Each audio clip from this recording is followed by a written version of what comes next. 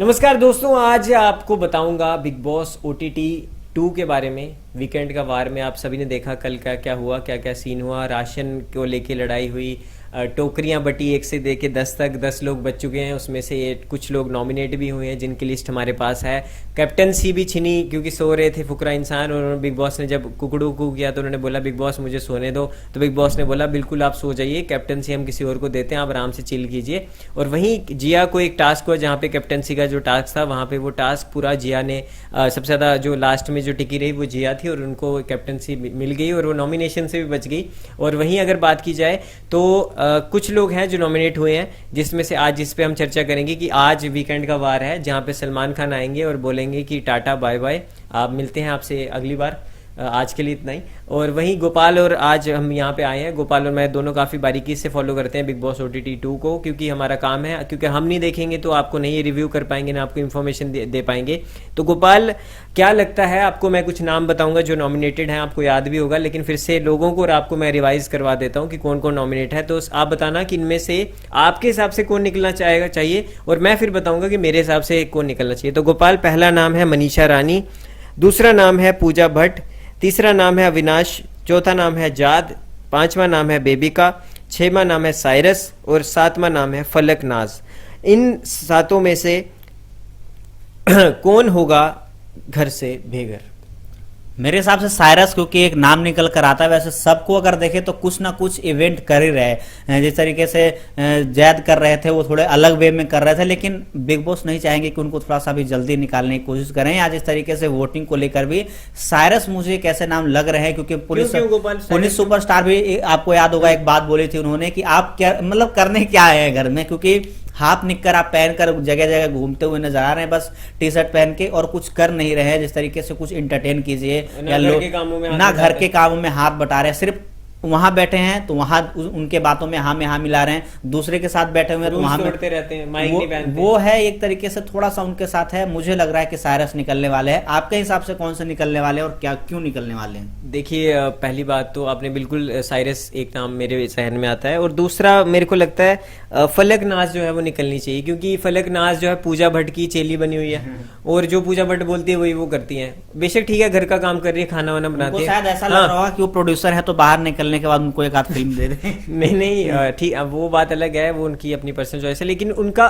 खुद का कोई वजूद नहीं है। ये फुकरा इंसान ने भी खुद बोला कि वो खुद का कुछ नहीं कर रही है, जो वो एक ग्रुपिज्म में बन गए हैं। और बिग बॉस के सलमान खान ने पहले ही कहा था कि ये सेल्फ, आपको खुद एक दिखाना है अपने आप को, सेल्फ ओरिएंटेड शो है कि आपको खुद दिखाना है अपने आप को कि आप क्या हो, अपनी पर्सनैलिटी आपको यहाँ दिखानी है। आप किसी के ग्रुपिज्म में या किसी के भाई बंधु बनने नहीं आए हो, आपको अकेला एक ही बंदा शो जीतेगा। किसी के हाँ में हाँ में, जैसे आप बोल रहे हैं कि पूजा भट्ट के हाँ में हाँ मिला रही है, तो वो नहीं, जो पूजा भट्ट इंग्लिश में बोलती है वो हिंदी में बोल देती है। बिल्कुल, एक तरह ट्रांसलेटर बनकर रह गई है। तो अब यही है, तो साइरस तो ठीक है, आपने बोला साइरस का नाम, लेकिन मुझे लगता है फलक नाज जो है निकलनी चाहिए। साइरस तो चलो निकलनी चाहिए, लेकिन साइरस टास्क वास्क थोड़ा कर लेते हैं, लेकिन फलक जो है वो कहीं ना कहीं मुझे नहीं लगता कि वो अभी इस हफ्ते इस घर में रहने के डिजर्व करते हैं, क्योंकि काफ़ी बोर कर रही है वो ऑडियंस को।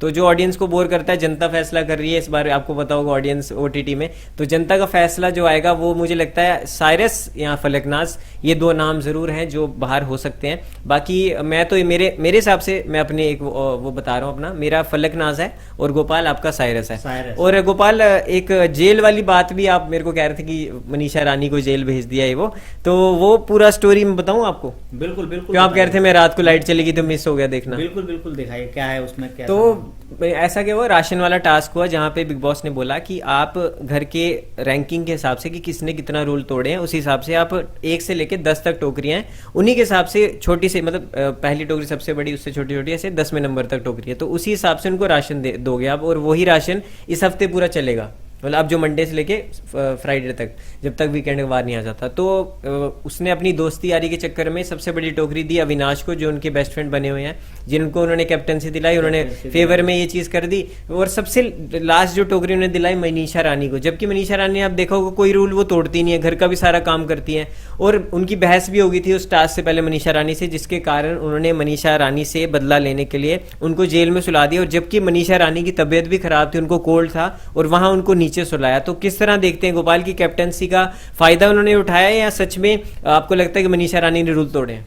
नहीं, रोल तो वैसे नहीं तोड़ते हुए नजर आती हैं, और ये बिल्कुल फैक्ट वाली बात है, लेकिन और सब खुला बोलती, किसी से डरती नहीं है, डरती नहीं है, और थोड़ी सी जो और पहले entertain भी करती हैं, पहले हमने कहा। बंदी बंदी सी रहती थी, हम बिल्कुल बोल्ड हो गई हैं और थोड़ी सी खुलकर आई हैं, और लोगों को जवाब देना आ गया। उन्होंने थोड़े से लगते थे कि हाँ अब ये पूजा भट्ट है या ये अविनाश सलमान खान ने भी उनको कहा ये कि है, आप डरिए मत। डरिए मत, और खुलकर आइए, बिल्कुल दिखाइए कि आपके अंदर क्या है, काबिलियत क्या है, आप इतने देर इतने बड़े शो पे आए हैं, एक ही सब लोग हैं, तो बिल्कुल यहाँ पे कोई डरने वाली बात नहीं। और जिस तरीके से आपने बात की कि जेल में डाला, तो वही हो सकता है कि वो गुस्सा थी, पहले झगड़ा हुआ था, उसी के कारण ऐसा हो सकता है कि उन्होंने जेल में डाल दिया।